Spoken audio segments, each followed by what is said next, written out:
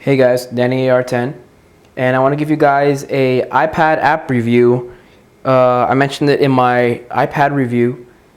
This app is called GoodReader. It's right over here. It is 99 cents for a limited time on the App Store, and it is basically a file sharing all-in-one application which lets you share your files from your Mac or your PC wirelessly and transfer them back and forth. It also has a built-in browser which allows you to navigate websites or URLs and download the files directly to your iPad, which is excellent. Here on the left hand side, it is all a web-based software. Again, let me understand. The app itself is downloaded through the App Store. You actually navigate to the bottom right here. You have a little Wi-Fi icon. When you pull that up, it actually brings up a basically an IP address. Don't want to kind of show it too much, but it brings up your IP address for your iPad, and what that allows you to do is type in that IP address on your shared network, whether it be on your MacBook or your iMac, and it brings you to a web-based program, a web-based browser that allows you to upload files that you have on that computer to your iPad. So basically you're using that browser-based software, whatever it's called, to upload files, whether it be photos, videos, music, documents, directly to your iPad. And in the process, before you upload it, you get to actually create directories for it. Yesterday I did some testing.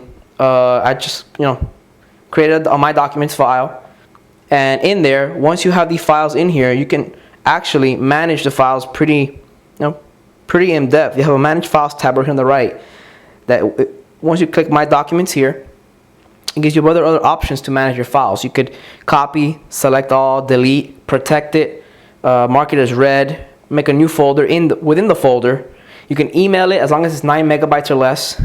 Rename it. You can create a link to it, PDF portfolio, or delete it. You can do a lot of manipulation. You can do on Macs, PCs, anything you can do on a regular desktop. You can do it on this application. It also allows you to view or preview the file itself. So in this situation, let's say I have a iPod, the unboxing review and giveaway movie that I did, I transferred it over. It's a 62 megabyte file. I transferred it over Wi-Fi wirelessly in about 20 seconds. That's how quick it was. So here's an idea. I'm gonna hit done, take that out of there. Click on the app, click it itself. You can play it from within the app itself.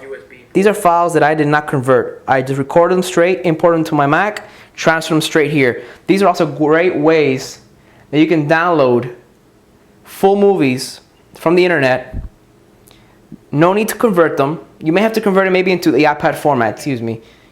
Convert them slightly and then import them straight to the iPad without even having to use iTunes. So they kind of find a workaround to getting music and movies onto your iPad without having to use iTunes, which is excellent.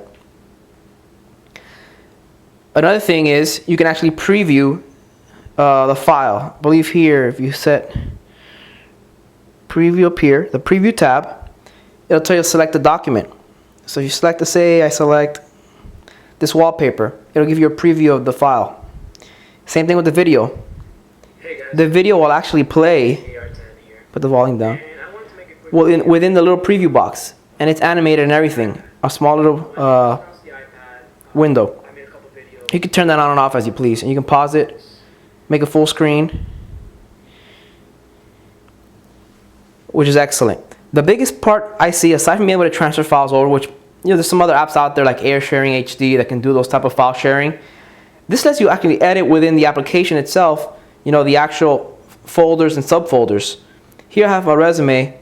That you can pull up, preview it right here, tap it, and you got a full resume. PDF format, PDF reader that you can pull up and read at any given time, which is excellent. Web downloads is my biggest thing. The option to be able to download files from the internet straight to your iPad is something that I never thought would happen this soon. You have a browse the web and a enter URL tab. Browse the web will basically pull up a browser. The browser itself lets you go to any website you want. In this event, let's try Google. Google.com.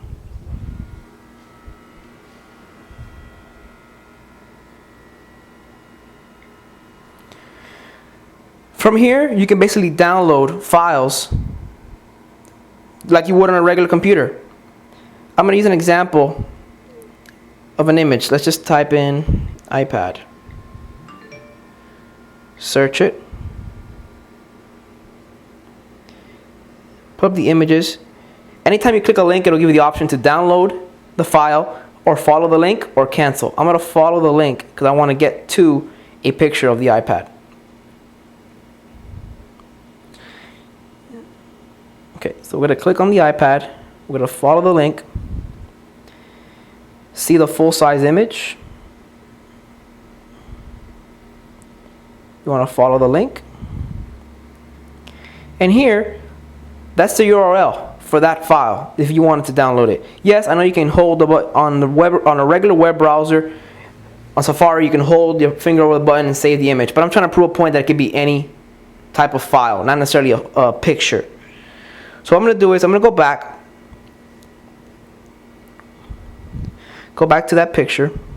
Actually, I want to go back a bit. What I'm going to take is I'm going to copy that entire URL. I'm going to copy that, cancel out, and I'm going to enter the URL because I now know the directory or the location of the file that I want to download. So you can paste it in, hit OK, downloads the progress bar. You saw the progress bar was there. Finish downloading, and it'll appear here in your recent downloads. Go up here. I think that was this one right over here. Pulls it up, and there it is. From here, this is the big thing. From here, you have the option to click that little camera icon down there. That'll save the image to your iPad main photo directory. So it's not just within the app, it's anywhere on your iPad. And it works the same thing. I think I have one here for another photo. Let me see. I had a Nexus 1 photo. And let's go here to browse the web. I want to search for a PDF. I'm running short on time here. Just go to Google again real quick. Type in Apple PDF file.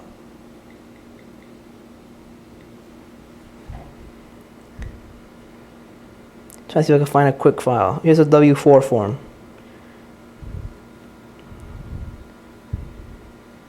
So W4, like for your taxes.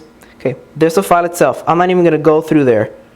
I'm just going to click here. Since this is the actual link to the actual download of the file, I'm going to click the download the linked file. It tells me to check that the download has now finished. I go back, recent downloads, there it is, FW4 PDF, click that, PDF file, there it is. Just download a PDF file right off the internet, a W4 form, and there you go. Simple as that. Now, this is basically going to resolve a lot of issues people are having with not being able to get PDF files, PDF readers, files from their Macs, files from their PCs onto their iPad without going through iTunes or whatnot. This is the perfect solution.